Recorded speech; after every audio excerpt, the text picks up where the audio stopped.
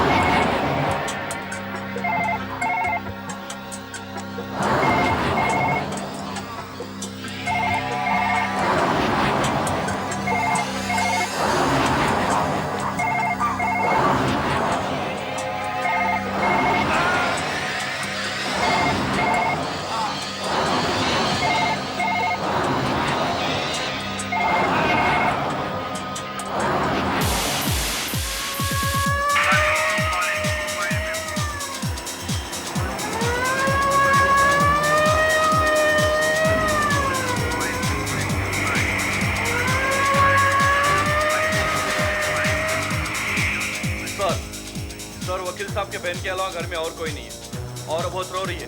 अच्छा। और case suicide का है सर। वकील साहब ने अंदर से दरवाजा बंद करके जहर खा लिया है।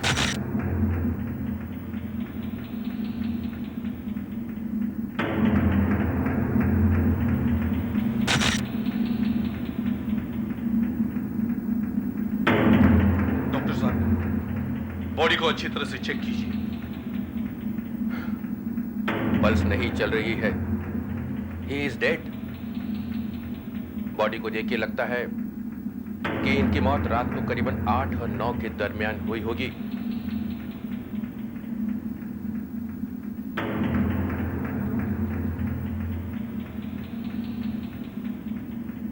किसी भी चीज को जरा ध्यान से हाथ लगाना। Yes sir. हो सकता है आत्महत्या का कोई नोट वगैरह हो।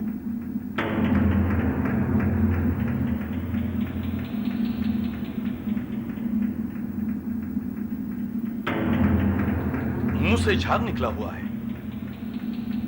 जाहिर है मौत जहर खाकर ही हुई है। खा लिया या किसी ने खिला दिया? कुछ कह नहीं सकते। अगर जहर अपने आप खा लिया तो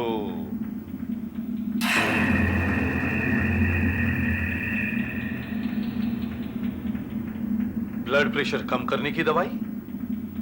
ब्लड प्रेशर के मरीजों को अक्सर डिप्रेशन हो जाता है। इसमें से एक कैप्सूल खाया है?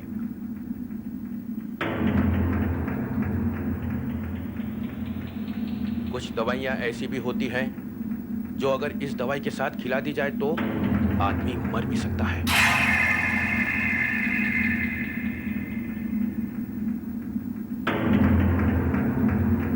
इसका मतलब किसी ने वकील साहब को पहले वो दवाई दी और फिर जब उन्होंने ये कैप्सूल खाया तो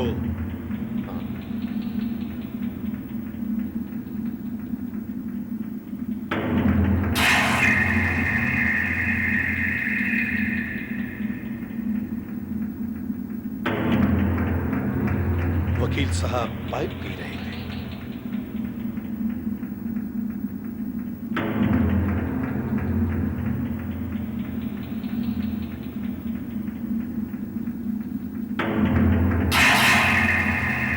दूध आधा पिया हुआ है।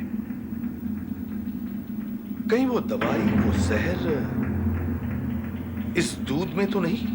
हाँ सर, इसी दूध में वो जहर मिलाया गया होगा। और सर, ऐसा कोई कागज भी तो नहीं मिला जिससे आत्महत्या के बारे में कुछ पता चल सकता? अगर वकील साहब को जहर इस दूध में दिया गया तो फिर ये ग्लास अंदर कैसे आया? दरवाजा तो अंदर से बंद था। कौन हो सकता है? कौन ला सकता है ये जहर से भरा दूध? मैं ये कैसे बता सकती हूँ? अगर आप नहीं बता सकती तो और कौन बता सकता है? आप ही तो उनकी देखभाल करती थी। और अगर आपने उन्हें दूध का गिलास नहीं दिया तो क्या आसमान से टपक पड़ा? आपके भाई की मौत जहर खाने से हुई है। अब जहर कहां से आया ये तो हम कह नहीं सकते, मगर दूध? भाई साहब तो दूध पीते ही नहीं थे। दूध पीते ही नहीं थे? कमरा अंदर से बंद है, दूध का गिलास आधा खाली है। फिर गिलास अंदर लाने वाला कौन? दूध पीने वाला कौन? हे भगवान, ये सब क्या हो गया? अब मेरा क्या होगा? होना क्या है? सारी जायदाद मिलेगी और क्या? रहने दो ना सरोज, तुम भी। क्यों रहने दो जी? तुम चुप रहो। पिछले 15 साल से हम इस फ्लैट में रहते हैं। एक दिन भी ऐसा ना गया हो जिस दिन इस औरत ने अपने भाई से झगड़ा ना किया हो जायदाद के लिए। नींद हराम कर दी हमारी। वकील साहब आपके पड़ोसी थे, इस तरह की बातें कर रही हैं आप उनके लिए? देखिए, वकील साहब को आखिरी बार जिंदा देखने वालों में सिर्फ आप ही हैं। और तो कोई घर में आया ही नहीं। आई थी। आई थी? कौन? वही चुड़ैल, राधा। कहने को तो वो मेरी बहन की लड़की है, मगर उसे भतीजी कहने में भी शर्म आती है। क्यों? जब देखो जायदाद के लिए झगड़ा करती थी। झूठ बोलती है वो। कल आप वहां से कितने बजे निकली थी? रात 8 बजे के करीब। और वकील साहब की मौत करीब 8:30 के आसपास हुई थी। क्या कहना चाहते हैं आप? वकील साहब की टेबल पर हमें एक दूध का ग्लास और ये कैप्सूल्स मिले हैं। दूध का ग्लास? लेकिन दूध का ग्लास तो वहां कोई था ही नहीं। था ही नहीं? तो फिर वकील साहब को दूध किसने दिया? एक मिनट। जब मैं अंकल से मिलकर वापस जा रही थी तो किचन में मैंने वकील साहब की बहन को देखा। क्या चाहिए? कुछ नहीं। अंकल ने ये कप किचन में रखने को कहा था। ओहो, बड़ी सेवा हो रही है अंकल की। तू क्या समझती है अंकल तुझे मेवा देंगे? एक फूटी कौड़ी भी नहीं आएगी तेरे हाथ, समझी? इस बात का फैसला अंकल करने वाले हैं, बहुत जल्द ही। अंकल क्या फैसला करेंगे? उनका तो एक पांव वैसे ही कब्र में लटका हुआ है। और फिर ये मेरी जिंदगी का भी सवाल है। मैं सच कह रही हूँ इंस्पेक्टर साहब, मैंने उसे अपनी आंखों से दूध में कुछ मिलाते हुए देखा था। उसने दूध में जरूर जहर मिलाया होगा। मगर क्यों? उसने ये नहीं सोचा कि सबसे पहले वो ही पकड़ी जाएगी? आखिर घर में और है ही कौन? रही बात दूध में जहर की, वो तो केमिकल लेबोरेटरी की रिपोर्ट ही बता सकती है। बारकोड टेस्ट किया, दूध में शक्कर है। बस? नहीं, एक और टेस्ट करना बाकी है। देखिए, ये सॉल्यूशन हमने उस दूध से तैयार किया है। अगर दूध में जहर है तो इस सॉल्यूशन की 3 या 4 बूंदें मिलाने पर भी इसका रंग नहीं बदलेगा। जी हाँ, 3 या 4 बूंदें। अगर रंग बदला तो जहर नहीं।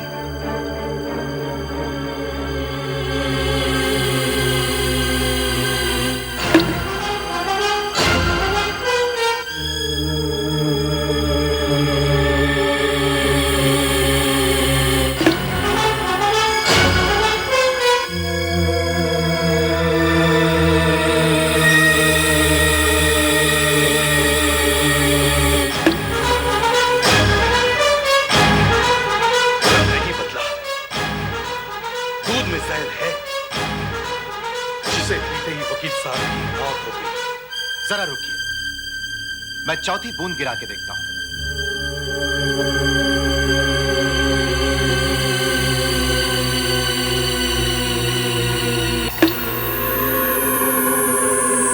ओह नो, रंग बदल गया।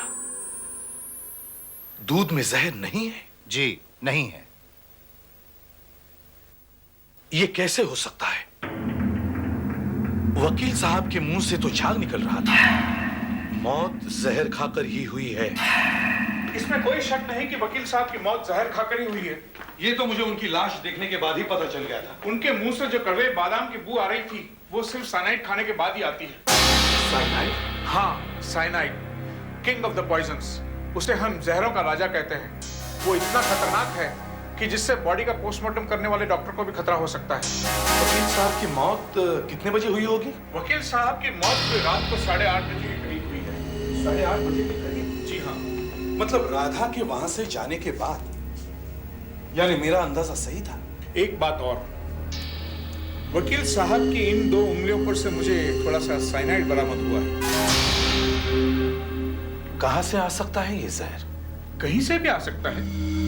In fact be careful. आप जब कमरे की तलाशी लेंगे, आपको सावधानी बरतनी होगी। और वकील साहब ने जो ब्लड प्रेशर कम करने की दवाई खाई थी, जहर उस दवा के साथ भी अंदर जा सकता है। इस केस ने बहुत उलझा दिया है मुझे। कमरा अंदर से बंद। वकील साहब अगर आत्महत्या करना ही चाहते थे तो वो कोई घरेलू जहर भी ले सकते थे, लेकिन साइनाइड? कैसे हुई वकील साहब की मौत? ये रिमोट कंट्रोल से हुआ है सर। रिमोट कंट्रोल से। जैसे दूर से रिमोट का बटन दबाने से टीवी ऑन होता है, टीवी ऑफ होता है, वैसे ही दूर से रिमोट का बटन दबाया और आदमी मर गया। बेवकूफों जैसी बातें मत करो। Sorry sir. जिस दिन रिमोट कंट्रोल से मर्डर होने लगेंगे, हमारी नौकरियां चली जाएंगी और फिर कंप्यूटर का इस्तेमाल करना पड़ेगा। सर्जन को वकील साहब की उंगलियों पर साइनाइड के ट्रेसेस मिले, लेकिन साइनाइड वकील साहब की उंगलियों पर लगा कैसे?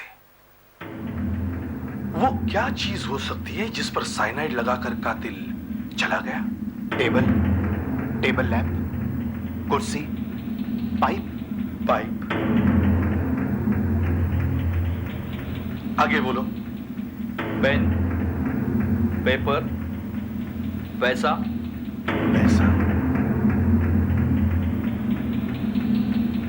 आगे बोलो।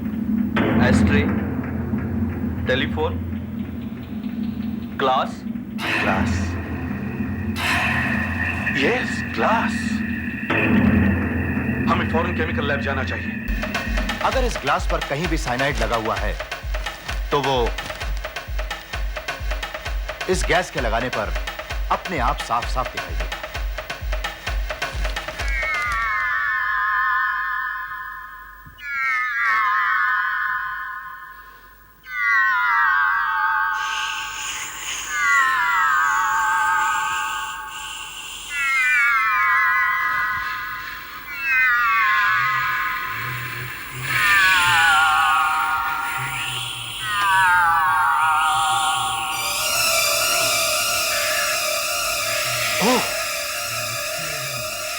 ग्लास पे साइनाइड है। ग्लास पे साइनाइड है। ग्लास पे साइनाइड है। ठीक फिंगरप्रिंट्स के ऊपर।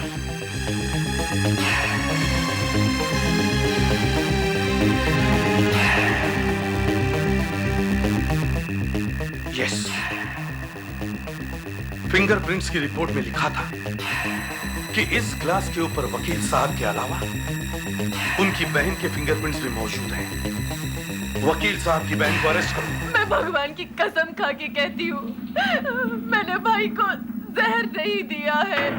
राधा ने तुम्हें अपनी आंखों से दूध में कुछ मिलाते हुए देखा था। नहीं इंस्पेक्टर साहब, मैंने दूध में सिर्फ शक्कर मिलाई थी। वकील साहब की मौत का फायदा आपको और राधा को ही हो सकता है। तो फिर आप उसे क्यों नहीं पकड़ते? मैं अपने भाई को क्यों मारूंगी? वही तो मैं सोच रहा हूँ कि वकील साहब का ज्यादा से ज्यादा पैसा आपको और आपकी बेटी को मिलने वाला था। तो फिर इतनी जल्दी क्या पड़ी थी वकील साहब को खत्म करने की? लेकिन मैंने तो आपको बताया था, भाई साहब ने गोवा वाली जमीन बहुत पहले ही मेरी बेटी के नाम कर दी थी। मगर राधा बार बार वकील साहब के पास आने लगी और फिर आपको इस बात का एहसास होने लगा कि कहीं वकील साहब वो जमीन आपकी बेटी के बजाय अब राधा को न दे दे। इससे बड़ा और क्या कारण हो सकता है वकील साहब को मार डालने का? मैं आपको बताती हूँ। उस दिन जिस दिन भाई साहब की मौत हुई, राधा जब भाई साहब के कमरे से मेरे पास किचन में आई। ओहो, आप क्या समझती हैं? अंकल को दूध का एक ग्लास देकर उनकी देखभाल कर रही हैं आप? मैं कम से कम इतना तो कर रही हूँ। तुम तो इतना भी नहीं करती, बस मेहमानों की तरह आती हो और भाई साहब के कान भर के चली जाती हो। दूध का ग्लास तो कमरे तक कोई भी पहुंचा सकता है। अगर इतना ही भारी लगता है आपको तो लाओ, मुझे मैं पहुंचा देती हूँ अंकल को दूध। रहने दो। अगर इतनी ही परवाह होती भाई साहब की तो उन्हें किसी अच्छी हॉस्पिटल में भर्ती करके उनका चेकअप करा देती। मैं जैसी भी हूँ ठीक हूँ। ये जितनी अकड़ है ना तेरी, जल्दी ही दूर हो जाएगी। याद रखना, जायदाद की एक फूटी कौड़ी भी तेरे हाथ नहीं लगेगी। मैं सच कहती हूँ इंस्पेक्टर साहब। आपको अच्छी तरह से याद है उसने ग्लास अपनी चुन्नी से ही पकड़ा था? हाँ, मुझे बिल्कुल याद है। वो पीले रंग की चुन्नी थी। मुमकिन है जहर उस चुन्नी के जरिए ग्लास तक पहुंचा हो। हाँ। कहां से साइनाइड वकील साहब के शरीर के अंदर गया? अगर चुन्नी पर साइनाइड लगा होता तो राधा खुद मर सकती थी, और फिर ग्लास के बाहर लगा साइनाइड शरीर के अंदर कैसे पहुंचा? साइनाइड ग्लास से हाथ से मुंह में, या फिर किसी और चीज से हाथ से ग्लास पर, ग्लास से मुंह में। मगर वो चीज क्या हो सकती है जिससे साइनाइड आया? हमें फिर से वकील साहब के कमरे की तलाशी लेनी होगी, तभी पता चल सकता है कि कातिल कौन है। देखिए, मास्क और ग्लव्स का इस्तेमाल तो आपको करना ही पड़ेगा। मेरे पास ये सॉल्यूशन है। अगर आपको किसी भी चीज पर शक है तो इस सॉल्यूशन को उस पर लगाने पर हमें यह मालूम पड़ जाएगा कि उस पर साइनाइड है या नहीं। फिर भी डॉक्टर साहब, आप कुछ एंटीडोट तैयार रखिए, कुछ दवाई तैयार रखिए। साइनाइड इंसान को बचने के लिए बहुत कम वक्त देता है। Precaution is the only antidote, और यह बात आपको अपने ऑफिसर्स को समझानी होगी। सब लोग सावधान रहिएगा भाई। राजन। Yes sir. शिंदे, देसाई का देसाई यहाँ क्या कर रहे हो तुम? चलिए आप भी बाहर जाइए। देसाई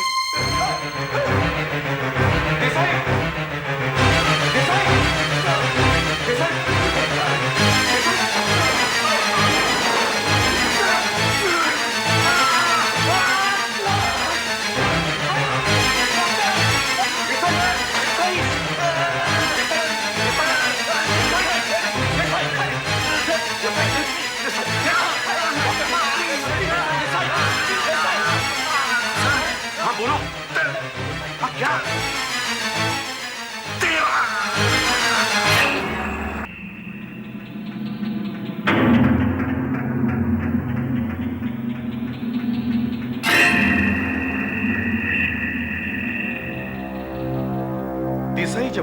तो उसने किसी चीज को हाथ लगाया था जिस पर जहर लगा हुआ था, लेकिन जहर मुंह तक पहुंचा कैसे? मैंने पहले ही कहा था सर। सर, यहां इस कमरे में कोई रिमोट कंट्रोल से खून कर रहा है सर। सर, मैं इस कमरे में नहीं जाऊंगा सर। सर, आप चाहे मुझे नौकरी से निकाल दीजिए, मैं इस कमरे में नहीं जाऊंगा सर। Control yourself. मुझे पता है कमरे में जाना बहुत खतरनाक है, और अगर इतना ही डर था तो फिर पुलिस की नौकरी क्यों करते हो? आप कुछ भी कहें सर। सर, मैं इस कमरे में नहीं जाऊंगा। मेरे छोटे छोटे बाल बच्चे हैं सर। सर, मैं इस कमरे में नहीं जाऊंगा sir. Get out, get out. क्या क्या हमारे बीवी बच्चे नहीं है? क्या इन लोगों के बीवी बच्चे नहीं है? क्या देसाई के बाल बच्चे नहीं है? I'm sorry, sir. I'm sorry. It's all right. जब देसाई की मौत हुई तब तुम फोटो खींच रहे थे। Yes sir. तो तुमने देखा देसाई के हाथ में क्या था? वो क्या कर रहा था? उसने किस चीज को हाथ लगाया था? पता नहीं सर। मैं जब अंदर था तो देसाई की पीठ मेरी तरफ थी, लेकिन मैंने दो एक फोटो जरूर निकाली सर। जब मैंने देसाई की फोटो खींची थी वो बुक शेल्फ के पास ही खड़े। ये देखिए सर, वो बुक शेल्फ के पास ही खड़े हैं। उनके हाथ में किताब है। क्या तुम किताब का नाम पढ़ सकते हो? नहीं सर। अच्छा, इसे और बढ़ा दो। Yes sir.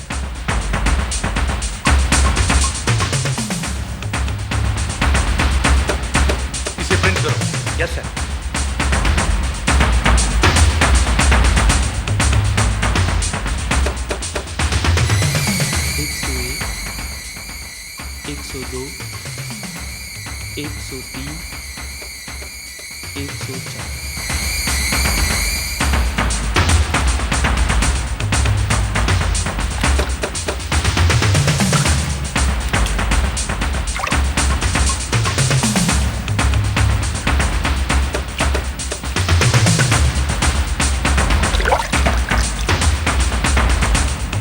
फोटो और भी है सर। अच्छा, दिखाओ। ये देखो, देखो देसाई का हाथ कहां पर है? उसका हाथ मुंह के पास है। Yes sir. इसे भी प्रिंट करो।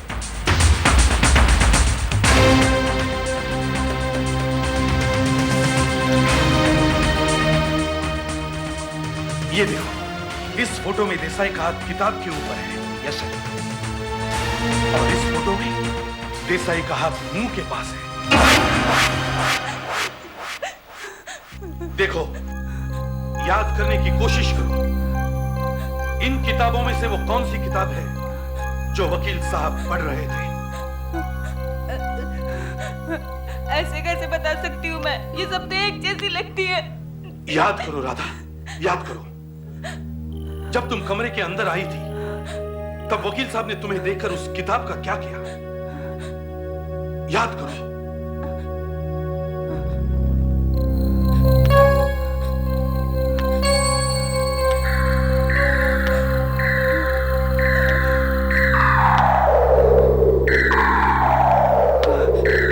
याद आया। कौन है? मैं हूँ अंकल, राधा। अरे आओ, कैसी हो राधा? जी अच्छी। मैंने आपको डिस्टर्ब तो नहीं किया? अरे नहीं नहीं, बुढ़ापे में आदमी या तो भजन पूजन करता है या किताबें पढ़ता है। हाँ, याद आया। वो एक काली सी किताब थी। उसका लाल रंग का बॉर्डर था। ऐसी किताब थी वो। ये नहीं है वो? नहीं, उसमें सीएल लिखा था। ये? नहीं। ये? नहीं। वहाँ देखिए।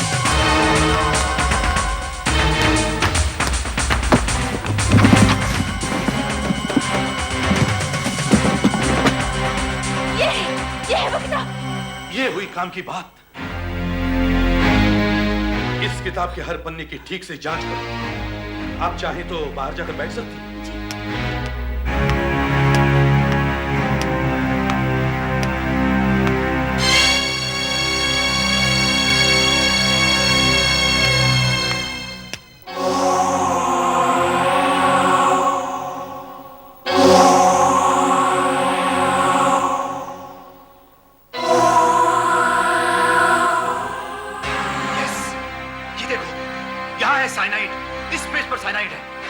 डिटेक्टिव देसाई मरते वक्त 13-13 कह रहा था, तो यही है वो 13वां पन्ना जिसने 2 लोगों की जान ली।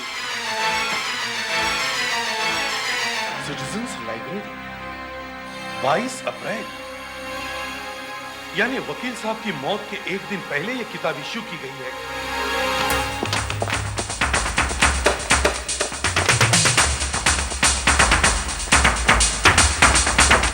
इस किताब को पहचानते हो? जी। जरा बाहर आइए। जी हाँ, आइए बाहर।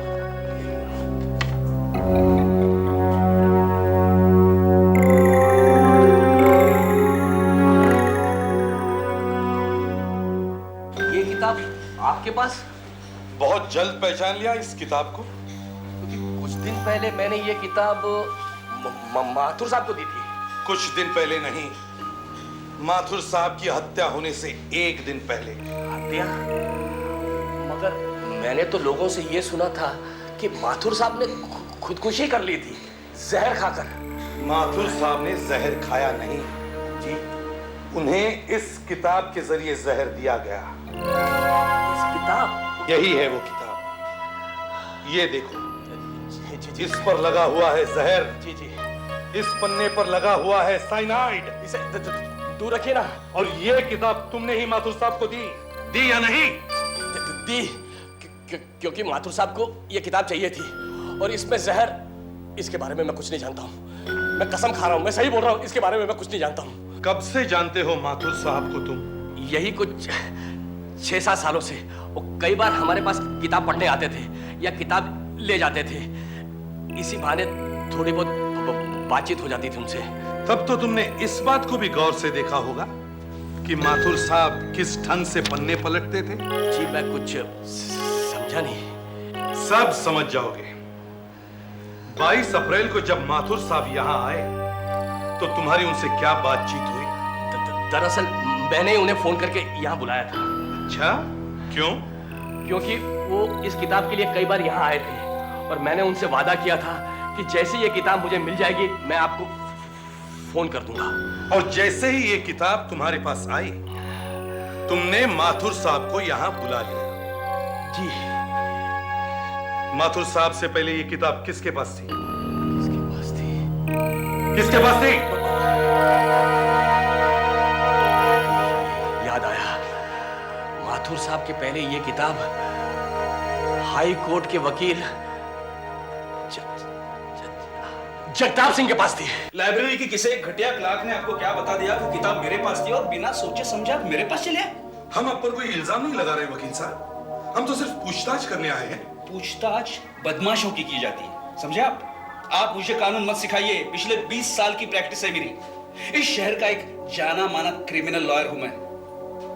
माथुर खुद मेरी इज्जत करता था। अच्छा, तो माथुर साहब को आप जानते थे? हाँ, हालांकि कोर्ट में तो हम एक दूसरे के दुश्मन हुआ करते थे, लेकिन बाहर तो अच्छे दोस्त थे। झूठ बोलता है। अरे कोर्ट के बाहर भी दोनों दुश्मन थे। ये तुम कैसे जानते हो? अब उस किताब को ही ले लीजिए। जो किताब जगताप ने पढ़ी थी वही किताब माथुर को भी चाहिए थी। अब मैं क्या बताऊं, उस दिन लाइब्रेरी में दोनों इस तरह लड़ रहे थे। बहुत गुमान है ना तुझे खुद पर? साफ सामने आ जाएगा। जो सबूत इतने दिनों से तू छुपाए फिर रहा है ना, वो मुझे मिल गया। मुझे नहीं मालूम माथुर किस सबूत की बात कर रहा था। माथुर साहब के पहले ये किताब आपके पास थी। इस किताब की कुछ पन्नों पर साइनाइड लगा हुआ मिला है। साहब, ये किताब तो मैंने लौटा दी थी। हो सकता है वो क्लर्क आपसे झूठ बोल रहा। आप उसी से क्यों नहीं पूछते मेरे किताब लौटाने के बाद उसने क्या किया? मैंने फौरन माथुर साहब को फोन करके बता दिया। उस वक्त कुछ 12:30 बजे थे। क्या कहा माथुर साहब ने? माथुर साहब ने कहा कि मैं थोड़ी देर में आता हूं। मैंने कहा अभी मत आइए, आप लंच के बाद 2 बजे आइए। लंच करने के लिए तुम कहां जाते हो? सर मैं नीचे के होटल में जाता हूँ। लंच टाइम में लाइब्रेरी में कौन रहता है? सर यहाँ पे तो कोई नहीं रहता, हम लोग ताला लगा के चले जाते हैं। और चाबी किसके पास होती है? चाबी तो मेरे पास होती है साहब। अच्छा, तो चाबी तुम्हारे पास थी? जी। क्या माथुर साहब ठीक 2 बजे यहाँ आए थे? जी नहीं, माथुर साहब कुछ 3:30 बजे के करीब आए। लंच करके तुम कितने बजे वापस लौटे? मैं 2 बजे आ गया था क्योंकि लाइब्रेरी खोलनी थी साहब। अच्छा, तो तुम 2 बजे आए, माथुर साहब 3:30 बजे। उस बीच लाइब्रेरी में कोई लोग थे कुछ 10-12 लोग साहब। उस दरमियान लाइब्रेरी छोड़कर तुम कहीं गए थे? जी कहीं नहीं गया साहब। बाथरूम भी नहीं? बाथरूम गया था, पर बहुत जल्दी वापस आ गया था। जब तुम लौटे तो किताब उसी जगह पर थी? जी नहीं, ऐसा लगा किसी ने हाथ लगा दिया उस पे। किसने? मालूम नहीं, मैं उसे दूर जाते हुए देखा। कुछ काला कोट डाला हुआ था, वकील के जैसा, ऐसा कुछ लगा साहब। तलाशी का वारंट है आपके पास? चिल्लाओ मत वकील साहब, पड़ोसी जाग जाएंगे। ये खून का मामला है। अगर केस जीतने के लिए मैंने माथुर साहब का खून करवाया होता ना, तो आज की तारीख में 212 वकीलों का खून किया है मैंने। 212 केस जीते हैं मैंने। हम सबको अपनी ड्यूटी करनी ही पड़ती है वकील साहब। मुझे कटघरे में खड़ा करके कितनी बार इज्जत उतारी है आपने। तो आज आप अपनी ड्यूटी पूरी करो। मैं आपसे शर्त लगाने के लिए तैयार हूं। क्या? अगर इस घर में से मेरे खिलाफ आपको एक भी सबूत मिला तो मैं वकालत छोड़ दूंगा। और नहीं मिला तो तुम पुलिस की नौकरी छोड़ देना। मैं फिजूल में केस नहीं लड़ता। इस बार जीतना मुश्किल है वकील साहब। माथुर ने भी एक बार यही कहा था। उसने मेरे एक मुवक्किल को सजा दिलवाई थी। हमने अपील की। हम अपील जीतने ही वाले थे और उस माथुर का सारा घमंड मैं मिट्टी में मिला के रख देता।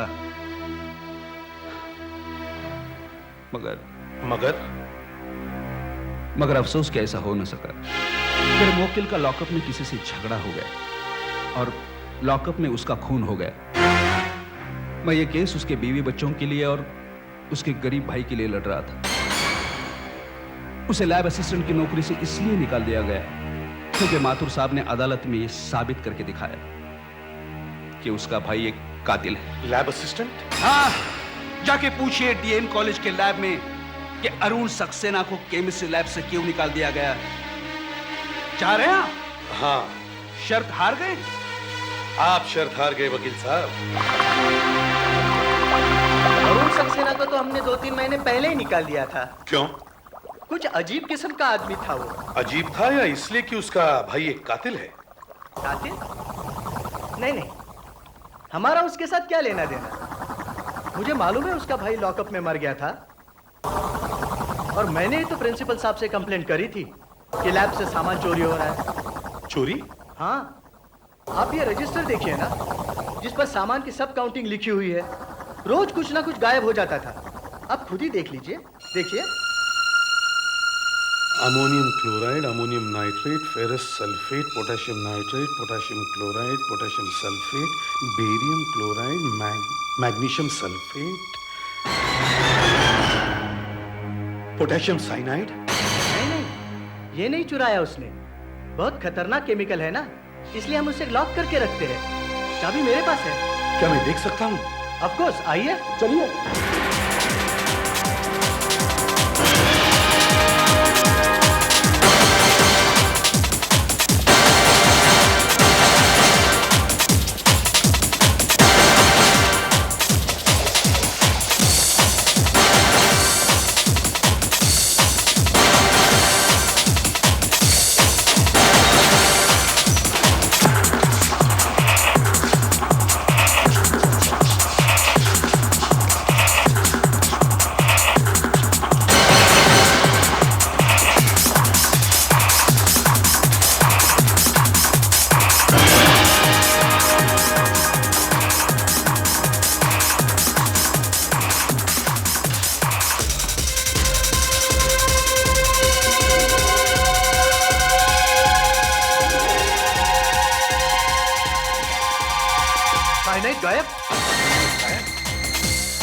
मुझे फौरन अरुण सक्सेना के घर का पता चाहिए।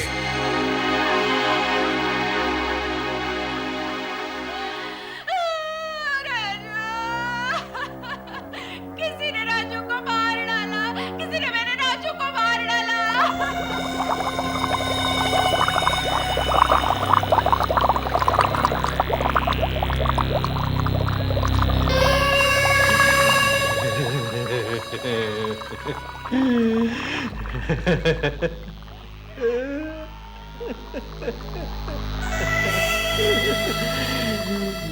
थोड़ा थोड़ा करके ही तो देता हूँ। कुत्ते बिल्लियों को नहीं खिलाऊंगा तो पता कैसे चलेगा कि साइनाइड बन गया है।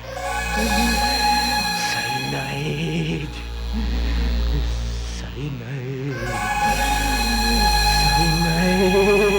राजू को मार डाला, मेरे राजू को मार डाला। राजू। Page number 13। मेरे भाई को 13 नंबर के कमरे में ही बंद किया था। 13 नंबर पेज पर ही वो कानून लिखा हुआ था। मेरा भाई बच न सका, लॉकअप में मौत। और अब वापस पेज नंबर 13। लाइब्रेरियन, तूने मेरे बारे में पुलिस को बताया। अब तू मरेगा। अब 13 नंबर है। दूध में जहर मिला के मार डाला। साइनाइड। रूम नंबर 12 कहाँ है? वहाँ पे है।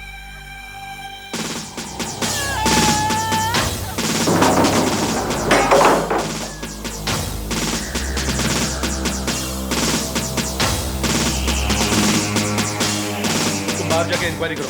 Yes sir. क्विक।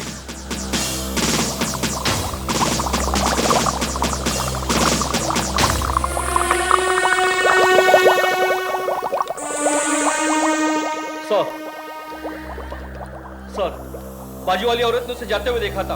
उसके हाथ में किताब भी थी। आज कोई नजर नहीं आ रहा है, कोई दिखाई नहीं दे रहा है। तुम यहाँ पर हमेशा तभी आते हो जब यहाँ पर कोई नहीं होता। तभी तो मजा आता है। आज सिर्फ तुम और मैं। मतलब ये किताब वापस ले लो। और लेकिन ये किताब हमारी लाइब्रेरी की नहीं है। अच्छा मजाक कर लेते हैं आप। कोई बात नहीं, अगर ऐसा है तो ये किताब मैं अपने घर ले जाता हूँ। अरे हाँ, एक बात बताइए, आप किताब पर लाइब्रेरी की मोहर कहाँ लगाते हैं? अब पहले पन्ने पर और आखिरी पन्ने पर। तो इतने सारे पन्नों पर क्यों लगा दी? इतने सारे? हाँ, 8, 9, 10, 11, 12, 13 सभी पन्नों पे लगा दी। देखो, यहाँ तो नहीं है। अगला पेज देखो। जल्दी चलो वरना लाइब्रेरियन मारा जाएगा। पास पास। और देखो, यहाँ भी नहीं है। और आगे देखो।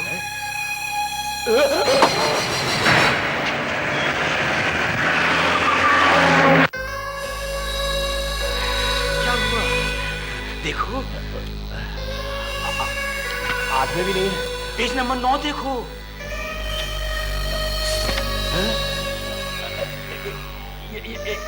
यहाँ पर स्टैम्प है। हाँ, और आगे पेज नंबर 10। और आगे देखो।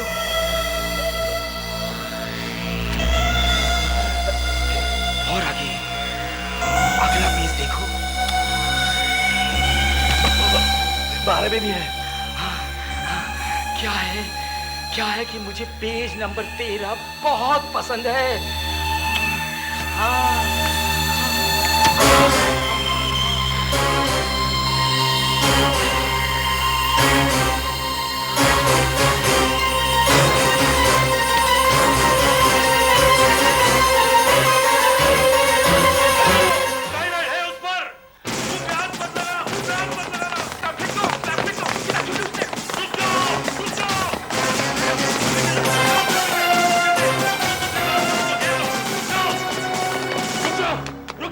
एक कदम भी आगे मत बढ़ाना, नहीं तो ये साइनाइड मैं तुम्हारे मुंह पर फेंक दूंगा। अगर इसकी एक बूंद भी तुम्हारी आंख या मुंह में गई तो तुम फिर कभी जिंदगी में ऊपर वाले का नाम नहीं ले पाओगे। रुक जाओ। समझदारी इसी में है कि तुम अपने आप को हमारे हवाले कर दो।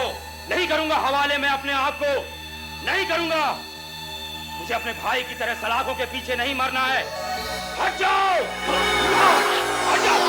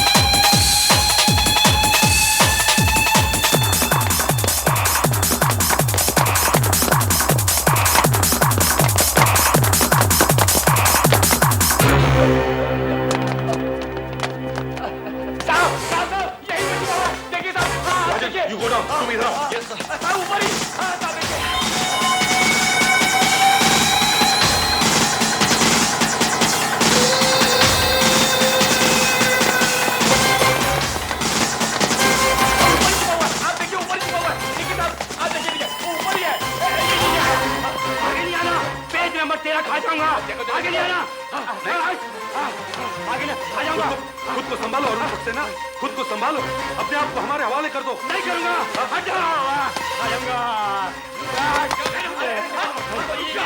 कभी हाथ नहीं आऊंगा,